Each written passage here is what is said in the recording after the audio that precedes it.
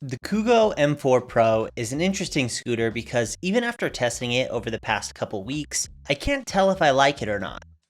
I think it has a lot of strengths and also some obvious weaknesses, so I will go through what I like and dislike about this scooter and hopefully help you make a decision on whether or not this scooter is for you.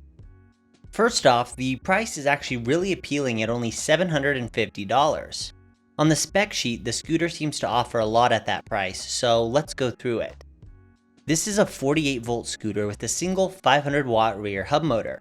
Speed and acceleration is about what you would expect at the price.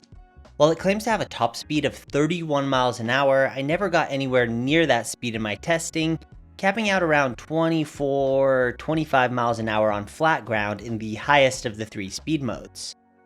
This makes sense given the specs of the scooter, so I wasn't surprised that it didn't live up to the advertising. Another thing that didn't live up to the advertising was the range capabilities. It boasts 31 to 37 miles of range, and testing in the top speed mode, I was able to get just over 20 miles of range. Again, I'm not surprised that it didn't get the full 30 plus miles of range, because similar scooters I've tested didn't get anywhere near 30 either. Honestly, 20 miles of minimum range is super great at this price point and for how portable this scooter is. It's just annoying that companies never give a realistic idea of the range for when you're actually riding it like a normal person. The other thing I found was that the display shows your speed about 15% faster than you're actually going. This means that at the top speeds this scooter is capable of, it's displaying about 3 to 4 miles an hour faster than what you're actually going. This also affects the odometer, and the displayed distance travel is inflated by about 15% as well. The M4 Pro uses a trigger throttle, which is my personal preferred style of throttle for electric scooters. Acceleration from zero is very approachable while still offering enough pep to be fun. The dual mechanical disc brakes plus electronic rear braking is plenty to stop the scooter at the speeds it's capable of. I don't love mushy mechanical brakes like this, but I'm more forgiving of them on slower, cheaper scooters like this.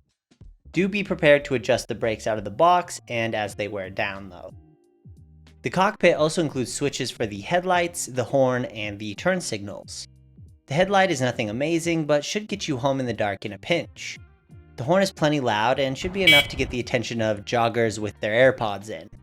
The turn signals are kinda cool, but they're very hard to see as they are partially hidden behind the rear wheel and are so low to the ground that it's almost impossible for cars to see them, except at night.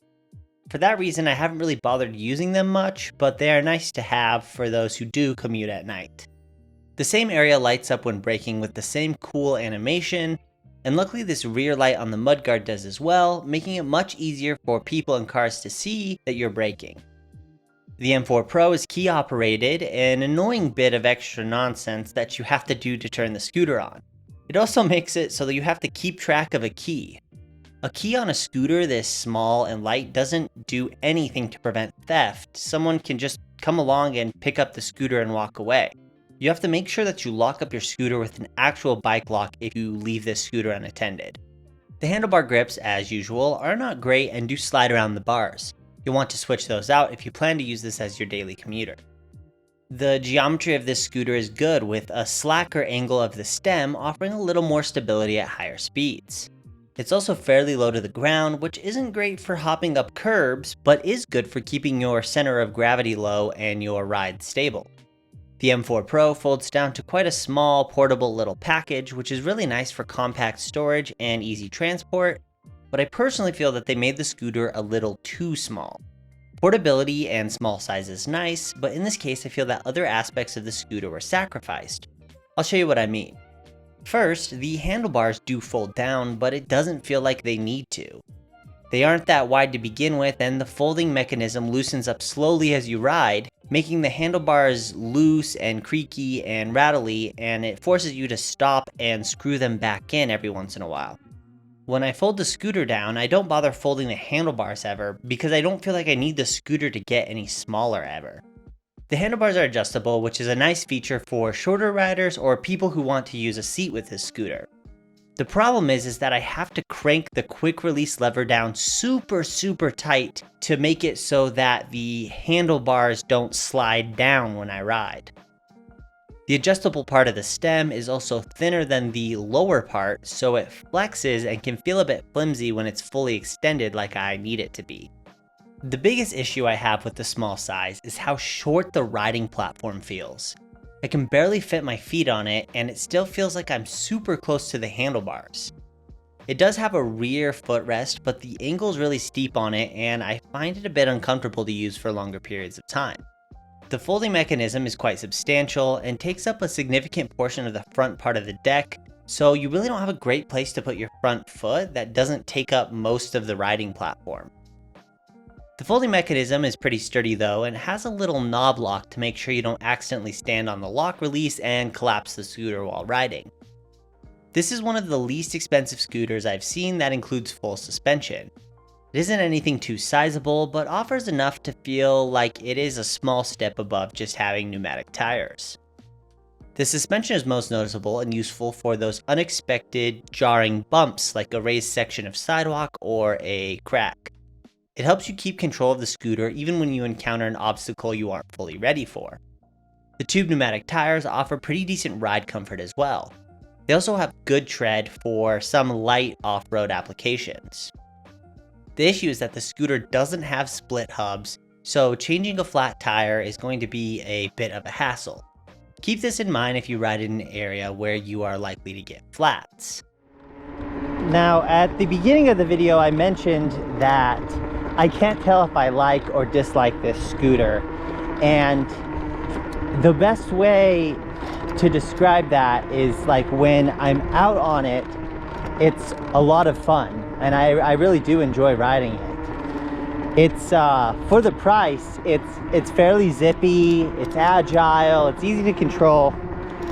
And so it's not so much that I dislike riding it, it's just that it has a general kind of flimsy, flexible feel to it.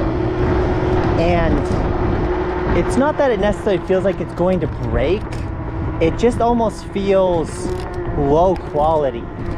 It has kind of a little bit of like a cheapy, plasticky feel to it.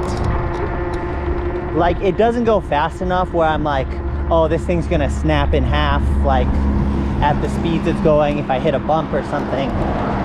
But it definitely doesn't feel like solid and stable like a lot of other sub $1,000 scooters that I like do. The best contrast to this scooter in the sub $1,000 category is the NIU KQi2 and KQi3. They're such simple, straightforward scooters that like know exactly what they need to be. They don't need to be chock full of every single possible feature. They just are super solid, well-built, straightforward, low-maintenance scooters, and that's, I think, what people want and need at this sub $1,000 category. Yeah, it's nice on paper to say, oh, this has full suspension and adjustable handlebars and folds down really, really small. Like, sure, it's nice, but how many people actually want or need those features on a scooter that's only doing 20 miles an hour? So I guess that's my general thoughts on it. Yeah, it has a lot of cool features and probably a lot of things that'll catch a lot of people's eye for their first scooter, but does it need it? No. It does redeem itself with the price though. I actually, when I initially started reviewing this, I typically don't look at the price, and I kind of put a price on what it should cost. And I kind of guessed that this would be over $1,000 just because like they can say, oh, look at all these features we put into it. And then when it was only $750 on the website, I was pleasantly surprised. So that's definitely a huge redeeming factor, is that it's really affordable and competes really well with other scooters at that price. But if you want something simple and straightforward for your commute, I don't know if this is the absolute best option. But if there are features here that you really like, that appeal to you, maybe the handlebar adjustment, maybe you maybe you're a smaller rider or you want this for a kid or something, like, then yeah, like maybe it's a good option.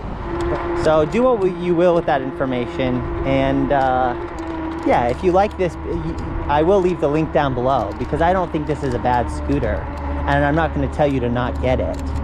But yeah, but definitely check out other options before you commit to this one, if you do want something a little simpler and less packed with every possible feature.